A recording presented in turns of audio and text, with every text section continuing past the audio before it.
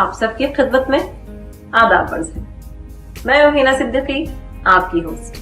आज मैं आपको मिलवाने जा रही हूँ ज़रीन उमर शरीफ से, अजीम कॉमेडियन उमर शरीफ की बेगम और बेवा। ये वीडियो आपको उनकी कहानी उनकी अपनी जुबानी से मंसूब है। 4 बहनों और 1 भाई की बहन, जिनका असल नाम ज़रीन फ़ज़ल है। वालिद का नाम सैयद खुर्शीद अकबर नोमानी, वालिदा का नाम सईदा नोमानी। अपने वालिद के इंतकाल के बाद वो मैदान अमल में आई और वालिद की जमा पूंजी खत्म होने से पहले ही कुछ करने की मुतलाशी थी।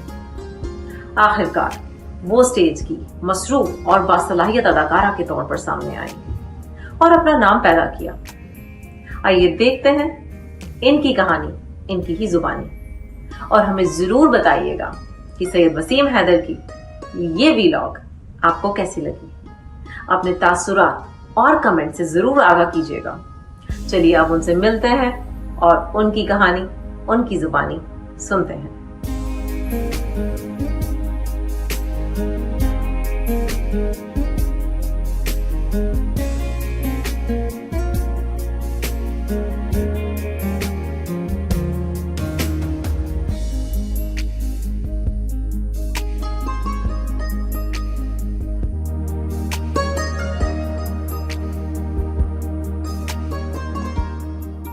अच्छा जी, तो आपका सवाल है कि मैं उमर शरीफ से कैसे मिली। तो सबसे पहले तो बताऊंगी 96 में, क्योंकि मैं कर रही थी, जब मैंने ड्रामा फील्ड स्टार्ट की, थिएटर में मैं आई, तो मेरा पहला ड्रामा था मोइन अख्तर साहब के साथ।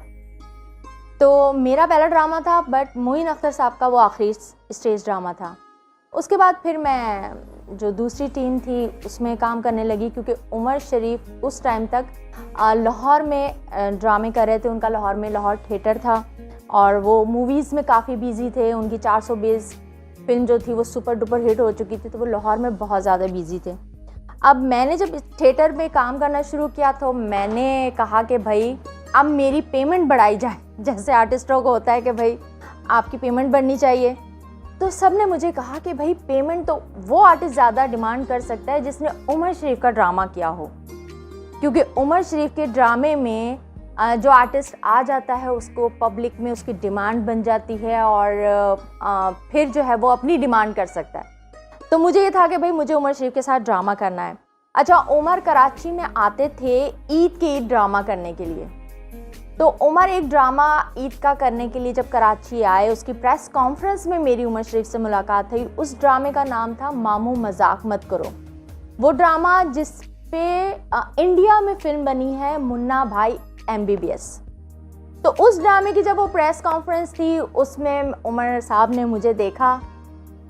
हमने तो फ़ैन की हैसियत से देखा, मगर उनको शायद मैं पसंद आ गई। खैर फिर आर्टिस्टों ने मुलाकात करवाई कि ये न्यू आर्टिस्ट हैं और ये आपके साथ काम करना चाहती, क्योंकि उमर के साथ हर कोई परफॉर्म कर नहीं सकता था। उमर स्क्रिप्ट लिख के ज़रूर भेजते थे, बट उमर का ये होता था कि उमर सिचुएशन उमर की सेम रहती थी और उमर के डायलॉग्स और उमर के जो था ना, वो स्टेज पे जो होता था ना, वो उमर कुछ भी बोल देते थे। मतलब उमर स्क्रिप्ट नहीं बोलते थे।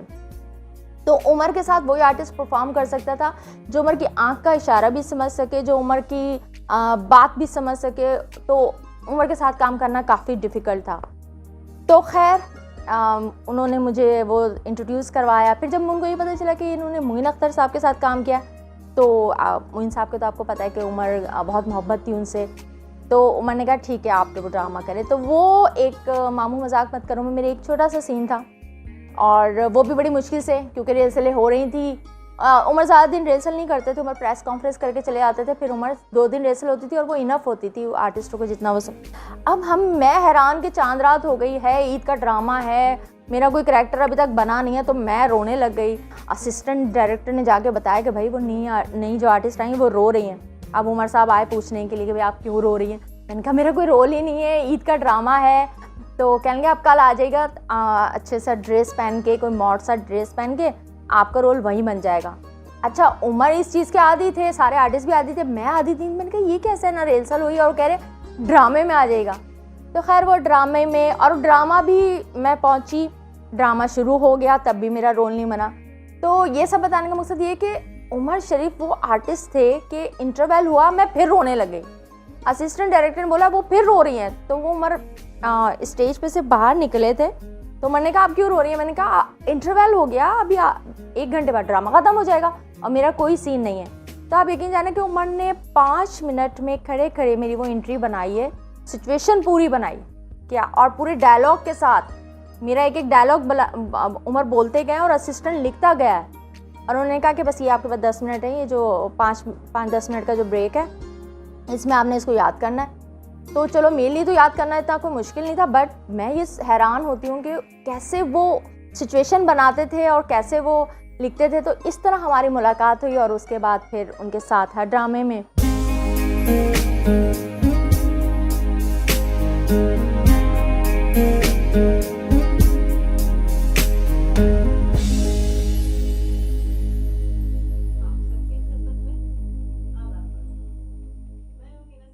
अल्हम्दुलिल्लाह हमारी शादी 20 साल रही।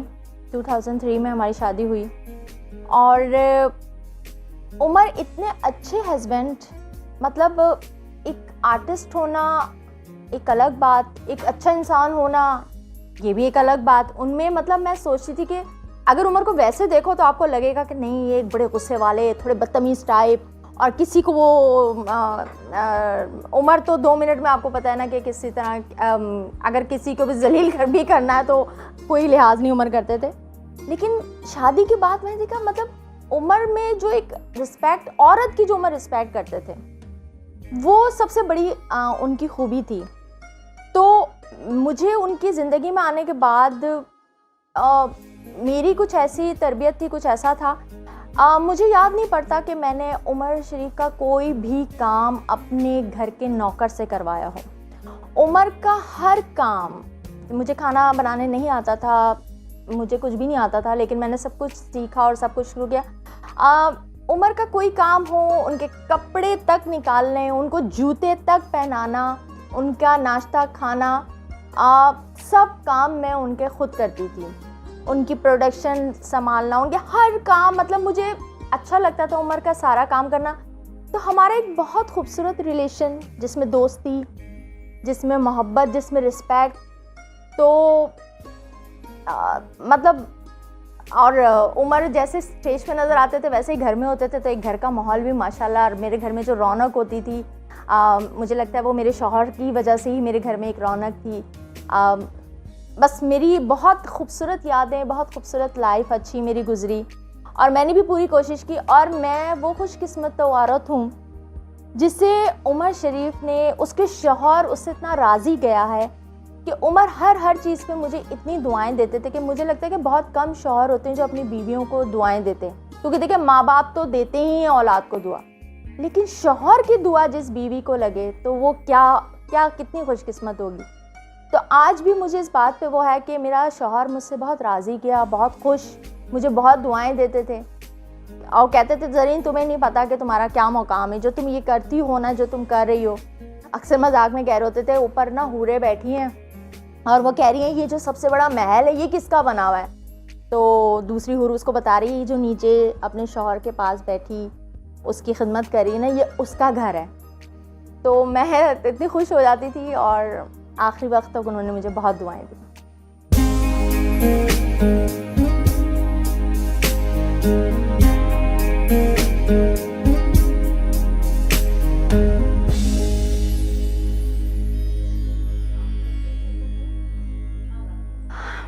ये एक ऐसी मुश्किल चीज़ है जो मेरे लिए बताना इतना आसान नहीं होता, क्योंकि बीती है मुझ पे ये। जब मतलब उमर मेरे साथ ही रहते थे ज़्यादातर, और उमर की बेटी का जब इंतकाल हुआ, जैसे कि सबको पता है कि थोड़ा सा उसके साथ ट्रेजेडी हुई कि उसका इनलीगल ऑपरेशन हुआ, जो मीडिया पे सब चला भी। और उस टाइम उमर मेरे साथ अमेरिका में थे। तो जब यहाँ उनकी फैमिली ने इतना बड़ा डिसीजन लिया और एक इनलीगल ऑपरेशन की वजह से डेथ हो गई, तो उमर थोड़ी सी अपनी फैमिली के साथ बहुत ज़्यादा नाराज़ थे। और मेरी कोशिश थी कि मैं उमर को उनकी जो फैमिली है, फर्स्ट फैमिली है, उसके साथ उनको मिलाऊं। तो अब उमर कराची में थे मेरे पास, और मैं चाह रही थी कि वो अपनी फैमिली के साथ मिले। उस दौरान क्या हुआ कि उमर ज़ाहिर है उनके पास गए हुए थे, वो लेके गए। अब उसमें क्या हुआ कि उमर को हार्ट अटैक हो गया। अब हार्ट अटैक हुआ तो उसके कुछ टाइम के बाद पता चला कि जो उनकी जो माइट्रल वाल्व है वो लीक कर गई है। अब उसका कोई ट्रीटमेंट नहीं था। डॉक्टर ने उनके बेटे को बताया हुआ था, अब वो कुछ नहीं कर पाया या मुझे नहीं पता इस चीज़ का, लेकिन डॉक्टर ने मुझे बुलाया। उसने मुझे बोला कि इनके पास 20 दिन थे जिसमें इनका ट्रीटमेंट हो सकता था, जिसमें से 5 दिन गुजर चुके हैं और चूँकि उनके बेटे ने कुछ कर नहीं सका है, तो मैं आपको बता रहा हूँ कि आप अगर कर सकती हैं तो अब आपके पास सिर्फ 15 दिन है। 15 दिन में अगर आप इन्हें ले जाएं, 3 उन्होंने मुझे कंट्रीज़ के नेम बताए, जिसमें से एक अमेरिका, एक जर्मनी और एक सऊदी अरब, कि इन 3 कंट्रीज़ में हमने अब तक जितना रिसर्च किया है कि यहाँ पे इसकी जो क्लिपिंग होती है, तो आप अगर इनको यहाँ वहाँ ले जाएंगी तो ठीक है, एक क्लिपिंग हो जाएगी तो ठीक है, वरना 20 दिन बाद तो हम इनका ओपन हार्ट सर्जरी करेंगे, जो 99% इनके लिए रिस्क है। तो मैंने कहा अगर कुछ नहीं करते, तो उन्होंने कहा कि अगर कुछ नहीं करते तो फिर ये 1 महीने से ज़्यादा ज़िंदा नहीं रह सकते। उसके बाद फिर मेरा ये था कि मैं डॉक्टरों की टीम यहाँ बुला लूँ, तो मैंने कहा आप अगर बोले मुझे बताएं तो मैं डॉक्टरों की टीम पाकिस्तान बुला लूँ।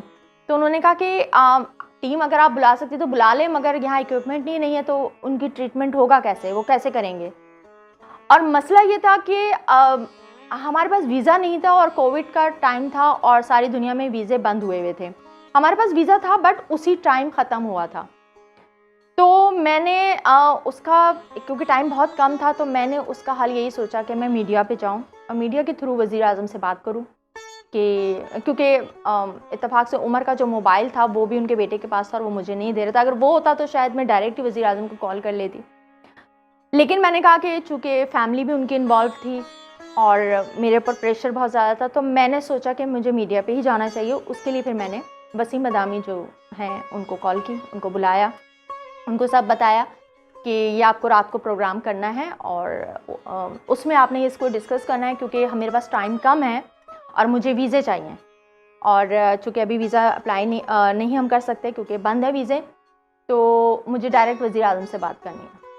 उन्होंने रात को प्रोग्राम किया, मुझे सुबह वज़ीर आज़म के एडीसी की कॉल आ गई कि उन्होंने कहा क्या चाहती हैं आप।